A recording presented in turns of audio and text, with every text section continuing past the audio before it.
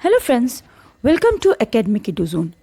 आज हम लोग डिस्कस करेंगे the print revolution and its impact का दूसरा topic, religious debates and the fear of print. इस टॉपिक का मतलब क्या होता है? जैसे रिलीजन से रिलेटेड डिबेट और प्रिंट से डर। तो डिबेट और डर कैसा, ये समझने की ज़रूरत है।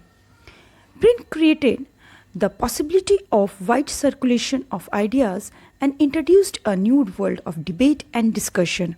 मतलब प्रिंट कल्चर के आने से या बुक प्रिंट होने से लोग अपने आइडियाज़, अपनी सोच को ईजिली दूसरे लोगों तक पहुंचा सकते थे, सर्कुलेट कर सकते थे। और ये आइडियाज़ दूसरों तक पहुंचने से डिबेट और डिस्कशन का दौर चल पड़ा था। मतलब जैसे अलग अलग लोग होते हैं तो लोगों के अलग अलग ओपिनियंस भी होती है। और जब प्रिंट के थ्रू ये पॉसिबल होने लगा कि अपने विचारों को दूसरों के सामने रख सकते हैं, जैसे आपने फेसबुक या ट्विटर में देखा होगा कि लोग किसी टॉपिक पर अपने विचार रखते हैं और कई लोगों के बीच उस विचार को लेकर डिबेट और डिस्कशन शुरू हो जाता है। इसी तरह से ये सब उस समय भी प्रिंट की वजह से पॉसिबल हो गया था। यहाँ तक कि जो लोग अथॉरिटीज़ के अगेंस्ट थे, अथॉरिटीज़ मतलब उस समय मोनार्क या फिर चर्च, क्योंकि यूरोपियन कंट्रीज़ में ये काफ़ी पावरफुल थे, वो भी अपने विचार रख सकते थे और यहाँ तक कि अपने को इन्फ्लुएंस भी करते थे। और ये सब पॉसिबल हो रहा था प्रिंटिंग की वजह से। इसके नेक्स्ट पैरा के फर्स्ट लाइन में दिया है, not everyone welcome the printed book and those who did also had fears about it. मतलब ऐसा नहीं था कि सभी लोग प्रिंटिंग से खुश थे, कुछ ऐसे लोग भी थे जो प्रिंटिंग के आने से परेशान हो गए थे। सिर्फ परेशानी नहीं बल्कि उनको इससे डर भी हो गया था। बहुत लोग इस प्रिंटिंग के इफ़ेक्ट से डर रहे थे क्योंकि लोग अपने विचार और आइडियाज़ बुक्स के थ्रू सर्कुलेट करवा रहे थे और इससे लोगों की सोच बदलती जा रही थी। तो कुछ लोगों को डर होने लगा कि अगर प्रिंटिंग या प्रिंटेड बुक्स कंट्रोल नहीं किया गया तो कितने इरिलीजियस थॉट फैलने लगेंगे। रिबेलियस मतलब किसी ट्रेडिशन या कस्टम को अगर स्ट्रांगली अपोज किया जाता है तो जो अपोज करते हैं उसे रिबेलियस कहते हैं। और उनका मानना था कि अगर ऐसा होता है तो कितने ही वैल्यूएबल लिटरेचर बर्बाद हो जाएंगे। मतलब जैसे हम अपने ट्रेडिशंस या कस्टम्स जो फॉलो करते हैं वो कहीं ना कहीं तो लिखे हैं, और अगर लोग इन ट्रेडिशन और कस्टम को मानने से ही इनकार कर दें और उनको अपोज करने लगे तो ऐसे में उनसे रिलेटेड जो पुराने लिटरेचर या जो साहित्य है वो तो कोई काम के नहीं रहेंगे। इसलिए ऐसा कहा गया।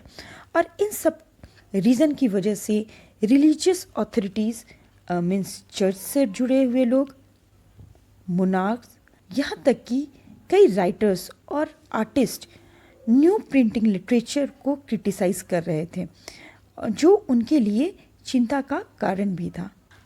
आप लोग सब कंफ्यूज हो रहे होंगे कि राइटर्स या फिर आर्टिस्ट ऐसा क्यों कर रहे थे। तो डेफिनेटली ये वो राइटर्स होंगे जो ओल्ड ट्रेडिशंस, कस्टम्स या लिटरेचर को फॉलो करते होंगे और उनके ऊपर ही बुक्स लिखते होंगे।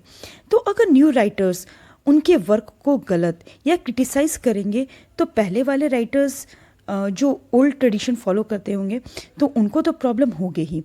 और वहीं न्यू राइटर्स या जो अपने नए आइडियाज़ को एक्सप्लोर कर रहे थे, उनको लगता था कि अगर लोग पुराने ट्रेडिशंस, कस्टम्स या सोसाइटी जिस तरह से चलती आ रही है ऐसा ही चलता रहा तो सोसाइटी को बहुत नुकसान हो जाएगा और इसी वजह से इसे बदलना चाहिए।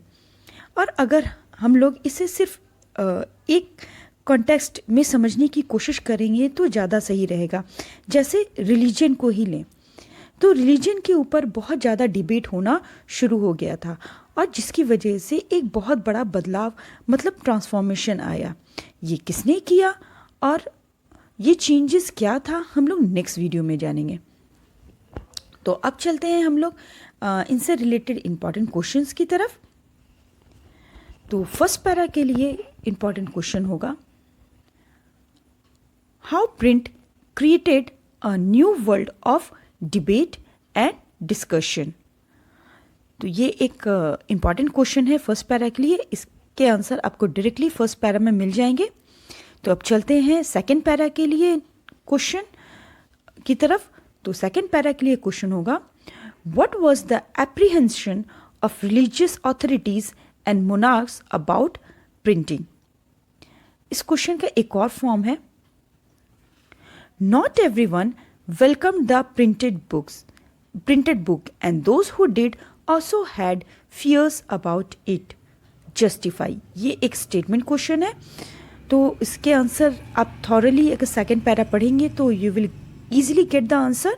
तो आप लोग इसे थॉरली पढ़िए, आंसर प्रिपेयर कीजिए। तो मिलते हैं नेक्स्ट वीडियो में, तब तक कीप लर्निंग।